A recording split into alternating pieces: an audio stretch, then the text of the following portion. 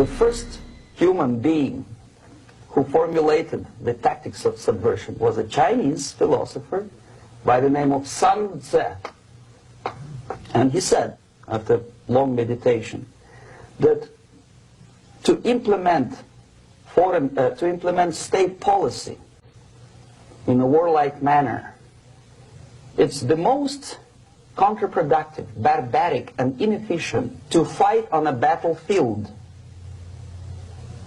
You know that war is continuation of state policy, right? So if you want successfully to implement your state policy, and you start fighting, this is the most idiotic way to do it. The highest art of warfare is not to fight at all, but to subvert anything of value in the country of your enemy, until such time that the perception of reality of your enemy is screwed up to such an extent that he does not perceive you as an enemy, and that your system, your civilization, and your ambitions look to your enemy as an alternative, if not desirable, then at least feasible. Better red than dead. That's the ultimate purpose, the final stage of subversion, after which you can simply take your enemy without a single shot being fired, if the subversion is successful. This is basically what subversion is. What subversion is, basically, it consists of 4 periods, time-wise. If we start from here and go this way, time, right? This is the beginning point. The first stage of subversion is the process which is called, basically, demoralization. It says for itself what it is. It takes from,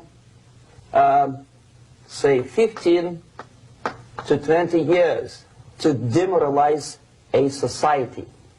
Why 15 or 20 years? This is the time sufficient to educate one generation of students or children. One generation, one lifetime span of a person, a human being, which is dedicated to study, to shaping up the outlook, ideology, personality. No more, no less. Usually it takes from 15 to 20 years.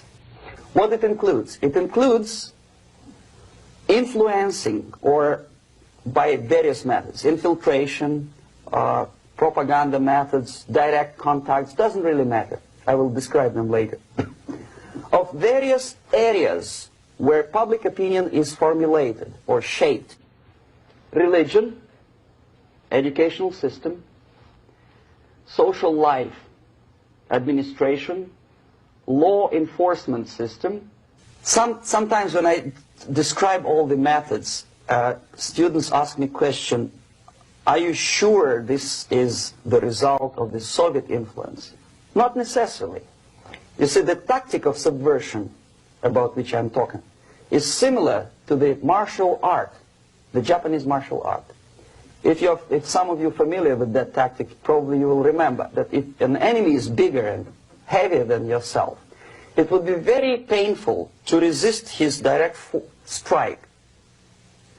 If a heavier person wants to strike me in the face, it would be very naive and counterproductive to stop his blow. The Chinese and Japanese judo art tells us what to do. First to avoid the strike, then to grab the fist and continue his movement in the direction where it was before, right? Until the enemy crashes in the wall. You see? So, what happens here? The target country obviously does something wrong. If it's a free democratic society, there are many different movements within the society. There obviously, in every society, there are people who are against this society. They may be simple criminals, ideologically in disagreement with the state policy, conscientious enemies, simply psychotic personalities who are against anything, right? And finally, there are a small group of agents of a foreign nation, bought, subverted, recruited, right? The moment all these movements will be directed in one direction, right?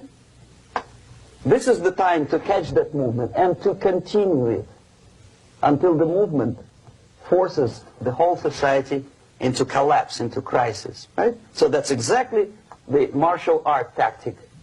We don't stop an enemy. We let him go. We help him to go in the direction we want them to go. Okay? These are the areas of application of subversion. What it means exactly? In case of religion, destroy it, ridicule it, replace it with various sects, cults, which bring people's attention, faith, whether it is naive, primitive, doesn't really matter. As long as the basically accepted religious dogma is being slowly eroded and taken away from the supreme purpose of religion, to keep people in touch with the supreme being, that serves the purpose. Therefore, replace it, accepted, respected religious organizations with fake organizations. Distract people's attention from the real faith and attract them to various different faiths. Education. Distract them from learning something which is constructive, pragmatic, efficient. Instead of mathematics, physics, foreign languages, chemistry, teach them history of urban warfare, natural food, home economy, your sexuality, anything, as long as it takes you away. Okay? Social life. Replace traditionally established institutions and organizations with fake organizations. Take away the initiative from people. Take away the responsibility from naturally established links between individuals, group of individuals, and society at large, and replace them with artificially, bureaucratically controlled bodies. Instead of social life and friendship between neighbors, establish social workers institutions. They're people who are on payroll of whom? Society? No. Bureaucracy. Power structure. Okay.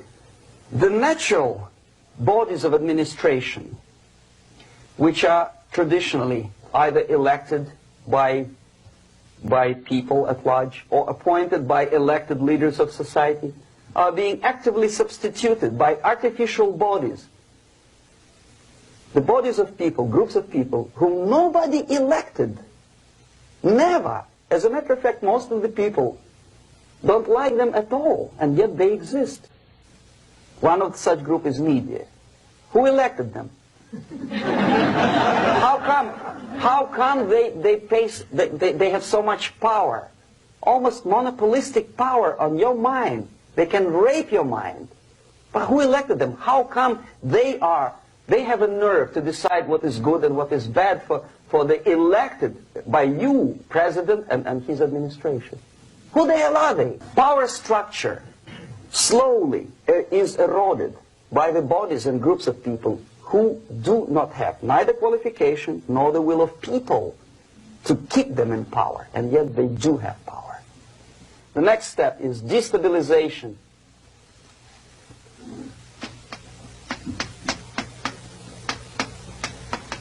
Again, this word says for itself what it is. To destabilize all the relations, all the accepted institutions and organizations in a country of your enemy. How you do it? You don't have to send a battalion of KGB agents to blow up bridges. No. You let them do it themselves. Here it's radicalization. On the stage of destabilization, we cannot come to compromise even within a family. The husband and wife couldn't figure out which is better. Husband wants his kids to eat at the table, and wife wants a child to roam around the room and drop food all over the floor. They cannot come to compromise unless they start a fight. It's impossible to reach a compromise, constructive compromise between neighbors. This stabilization process usually leads directly to the process of crisis. In case of developing nations, that's the area where I was active. The process starts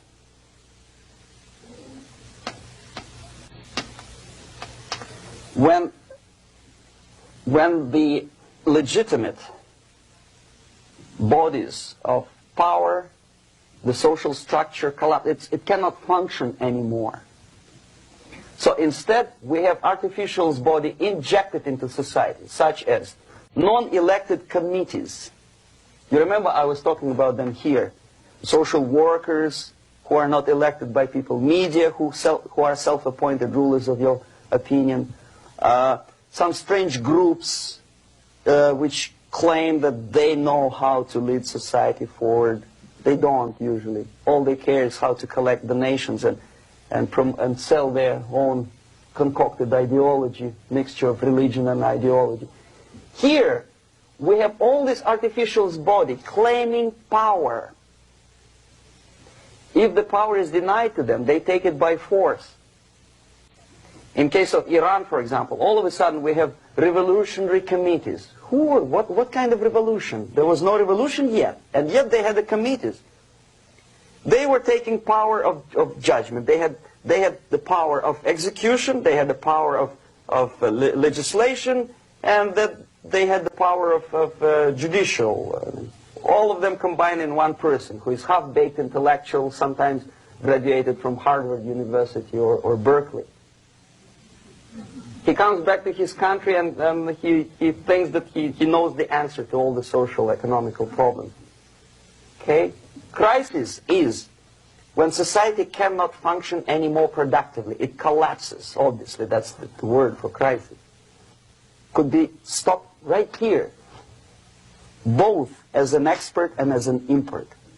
And that takes one step, one very important thing to do. You don't have to expel all the KGB agents from Washington, D.C. The most difficult and at the same time the simplest answer to the subversion is to start it here and even before, by bringing back the society to religion, something that you cannot touch and eat and put on yourself, but something that rules society and makes it move and preserve it. So the answer to ideological subversion, strangely enough, is very simple. You don't have to shoot people, you don't have to aim missiles and Pershings and cruise missiles at Andropov's headquarters. You simply have to have faith and prevent subversion. In other words, not to be a victim of subversion. Don't try to be a person who in judo is trying to smash your enemy and being caught by your hand. Don't strike like that. Strike with the power of your spirit and moral superiority. If you don't have that power, it's high time to develop it. And that's the only answer.